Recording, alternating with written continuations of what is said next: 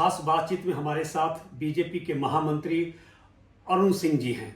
इनसे हम बात करेंगे कि भाजपा किस तरीके से पूरे देश में अपने संगठन को मजबूत कर रही है और संगठन के मजबूती की वजह से चुनाव पे चुनाव जीतती जा रही है। अरुण सिंह जी, आपका स्वागत है। धन्यवाद अनिल जी। बीजेपी के आप संगठन के महामंत्री हैं।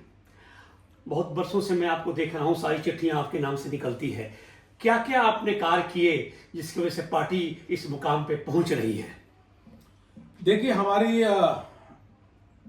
जो पूरी योजना ये रहती है और लक्ष्य रहता है कि किस प्रकार से भाजपा को हर बूथ पे मजबूत करें। जी जी।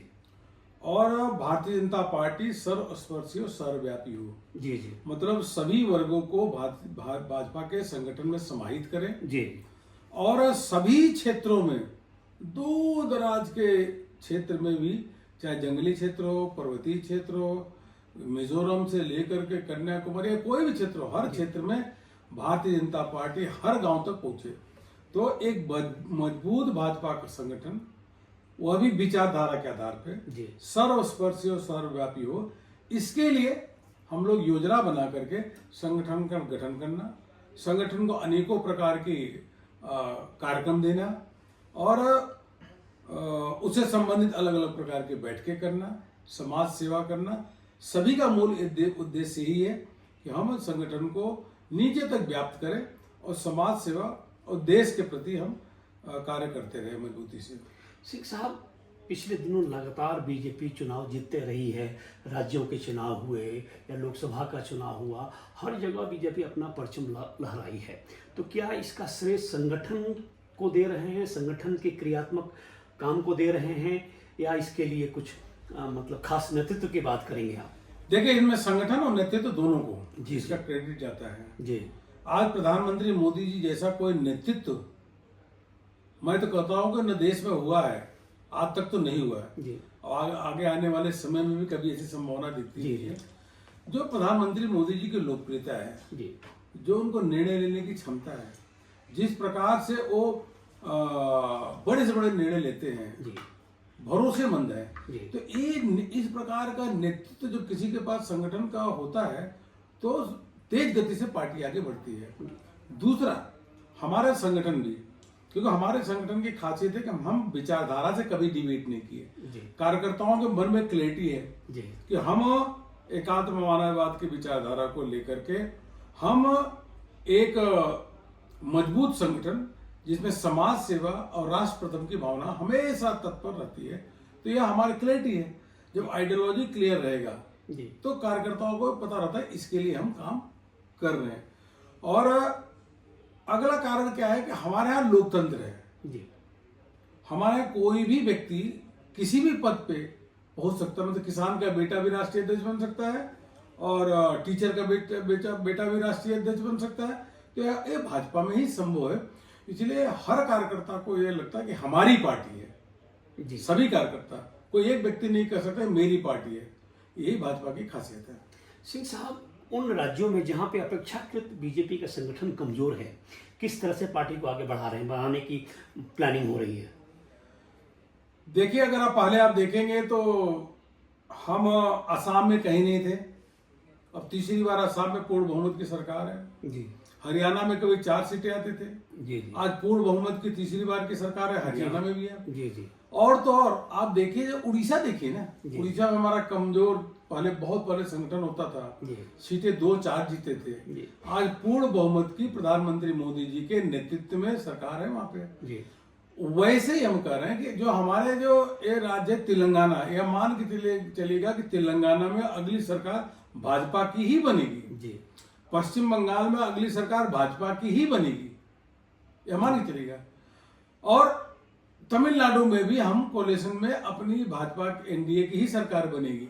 तो जिन राज्यों में भाजपा की सरकारें नहीं थी वहां भाजपा की सरकारें बन रही हैं, एनडीए की सरकारें बन रही हैं, क्योंकि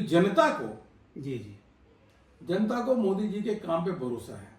जो उन्होंने गरीबों के लिए, किसानों के लिए सर्वांगीण विकास का काम किया है, वो उनके सामने दिखता है। जी जी।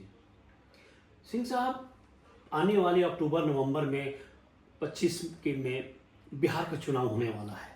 आपको लग रहा है कि बीजेपी अपने दम पे सरकार बना लेगी जनता दल यू के बगैर? ना, हम तो जेडीयू के साथ जा ही रहे हैं जी। हमारा देखिए, भारतीय जनता पार्टी हमेशा अपने गठबंधन दल जो है उनका हमेशा रिस्पेक्ट करती है। हम तो जेडीयू के साथ और जो और गठबंधन साथी हैं चिराग पासवान, उनके साथ जा ही रहे चुनाव में। जी। सब मिल करके वहाँ एनडीए क्लीन स्वीप करने वाला है।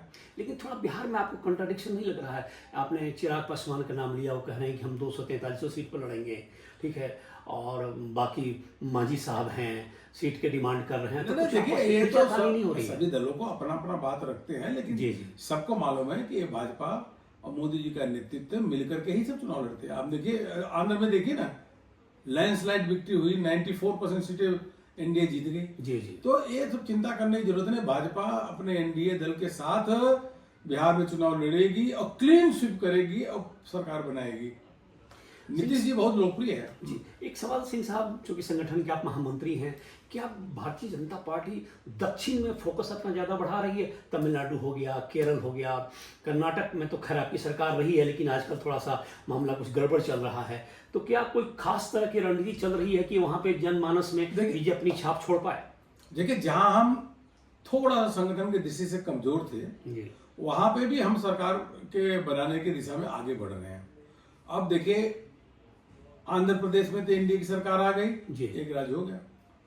कर्नाटक में कोई बात ही नहीं है, अगली सरकार तो भाजपा की, डंके के चोट पे मान लीजिए कर्नाटक में भाजपा की सरकार बनेगी। जी। वह मजबूत संगठन है, हमारा वोट परसेंटेज भी है। अब तेलंगाना ले लीजिए, तो किसी से पूछ लीजिए, जो इस बार भाजपा की सरकार वहां बनेगी, क्योंकि कांग्रेस और भाजपा की लड़ाई, तीसरी पार्टी गायब है। तो तमिलनाडु, हम एनडीए की सरकार बनाने जा रहे हैं, वहां लोग क्लियर कट है। तो आने वाले समय में आप मान के चलिएगा कि हम पूरा साउथ में अच्छी हमारी प्रदर्शन रहेगी, हम सरकार बनाएंगे, हर राज्य में सरकार बनाएंगे, और केरल में भी हम बहुत तेज गति से आगे बढ़ रहे हैं। सिंह साहब, दो जो दुखती रग भारतीय जनता पार्टी की है वो पश्चिम बंगाल और केरल है, जहां पे ऑलरेडी कैडर बेस्ड पार्टियां स्थापित हैं। तो वहां पे कैसे घुसपैठ बीजेपी करेगी?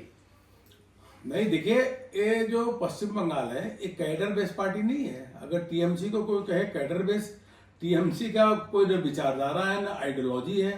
दंगा फसाद वहां पे होता है और मारपीट होती है। मतलब सबसे अधिक अगर कानून व्यवस्था खराब है तो वहां पे है।